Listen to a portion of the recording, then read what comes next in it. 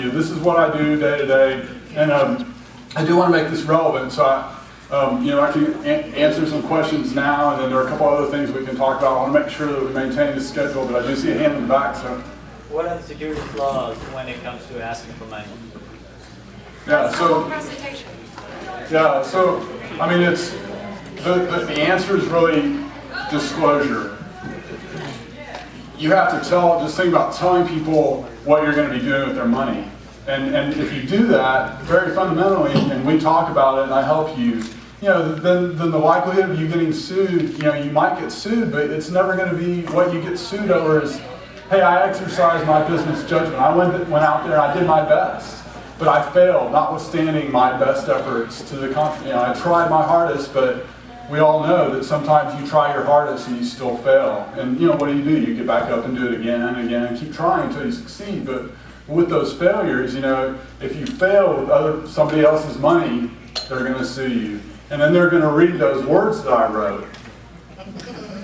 I've heard that. And so what I hope is that, they're executing this investment strategy, and there's a disclosure document. If you know what a prospectus is, if you've ever bought interest in a mutual fund or like a 10K, that's a kind of disclosure document. You might read about some of your stock investments, but that's what I do is I draft disclosure documents, and what it is it's a description of the investment strategy.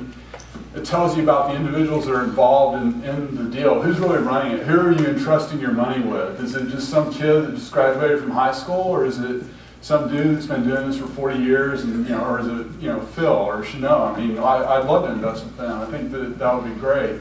But that I have to disclose. I have to tell you about them, and you have to tell about who's on your management team, and then summarize the terms of the deal. But what that is, this is a disclosure document so that 5 years down the road, when you've gone out and done your best and invested the money, tried to manage the project, but it's failed, the person can't come back around and say, hey, I didn't know that you were going to take my money and go invest it in an apartment complex in off South Lamar. I thought you said you were going to go buy a treasury bond or whatever, something else. Well, no, I can pull that document out and say, here on page 15, this is, we said we did exactly what we said we were going to do, but we failed. Again, mistakes happen for whatever reason. It's not fraudulent, but at the end, they're reading my words. Oh, thank you, but they're getting sued, and notwithstanding their best efforts to the contrary. So that's really what I try to help people guard against, because when you're in that scenario, this is the point that I was getting back to earlier. Under the securities laws, you have personal liability, so that you can be personally held accountable for the debts of this corporation. You can't just stand back and say, oh, I'm operating through a company, I have limited liability. No, because you've gone out there and you've told your 10 friends, hey, I'm going to take your money, I'm going to go out and build this apartment complex, we're all going to do great. But then you went out and spent it on whiskey and women. You lied to them. And so you're personally accountable for the money that you took. So that's really, again, going back to this idea, that's what I do. But, I want to make this relevant, and going through this, we're talking about division of ownership control, and there, I put 10 in parentheses because there are more than 10 that you can make. Imagine that. So choice of entity, we talked about that before. Different types of entities. Primarily, what I recommend for most of my clients is forming an LLC. They're really simple. There's not a reason in Texas anymore for forming a limited partnership to avoid franchise tax. Well, there is, but it's really not probably for most people until you get to really high income levels. State of incorporation, here, if you're going to do a deal here in Texas, incorporate here in Texas. If you're going to do it, somewhere else, just incorporate in that state. That's pretty basic. Failure to qualify investors. So this is really an important issue for the securities laws, because if you've ever heard of, it's not up there, the term accredited investor, under the securities laws, the SEC, Securities and Exchange Commission, United States federal regulatory agency, is the rulemaking authority about what you can and can't do, with respect to securities laws, and they govern all types of securities transactions, including those, the public securities we talked about before, but also the private securities that I deal with. And it's really hard to distill this down, but what I work with are called exemptions from the registration requirements. And the general rule is that all securities must be registered, all securities must be public, but there are these exemptions. And private offering exemption is the most commonly one that's used. And that's, when my friend and I form a partnership, we're issuing securities in that partnership.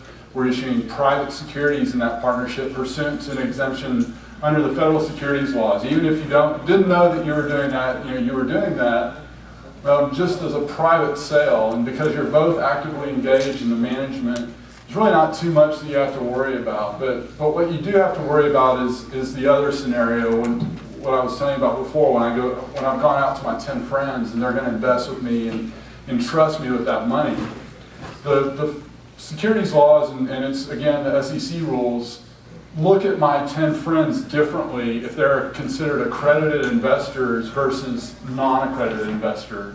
An accredited investor is an investor for individuals who has at least $1 million net worth exclusive of the value of their home. So just think about that.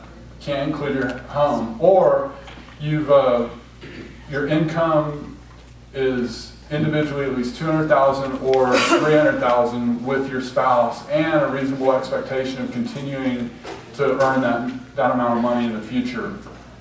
Again, securities laws look differently at accredited investors versus non-accredited investors. Non-accredited investors are people who have less than that net worth, that $1 million net worth, or less than the minimum income requirements that I mentioned. And the reason why is it's just a policy decision. The government sees those people, more wealthy people. An accredited investor, you think is a high income person or a high asset person.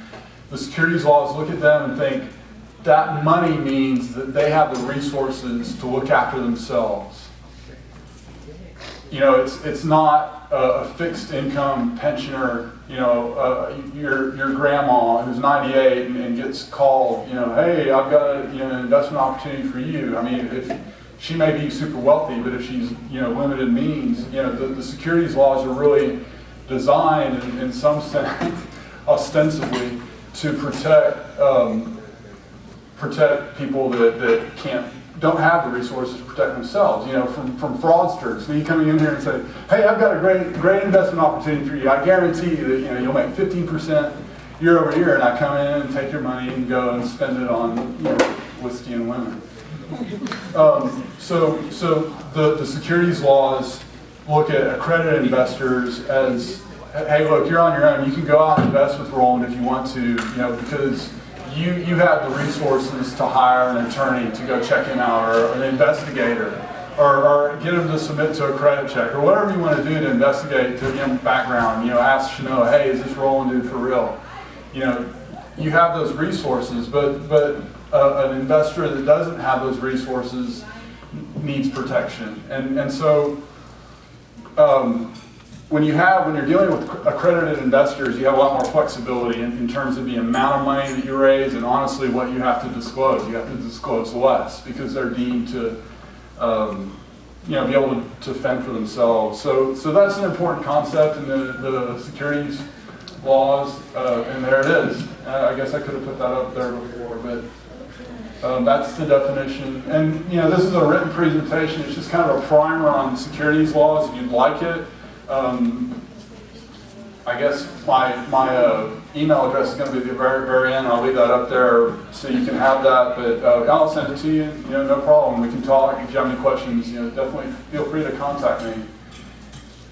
But this kind of gets to the blue sky laws. If that's a term that you may have heard before. Each state used to have really individualized laws affecting the sale and issuance of securities. You have the federal level regulation and then also the state level, but it's a lot more uniform now. But I guess I really, maybe I should talk about advertising. That's like always a good topic, and then just open it up. So I don't want to take up more time. I want you to go through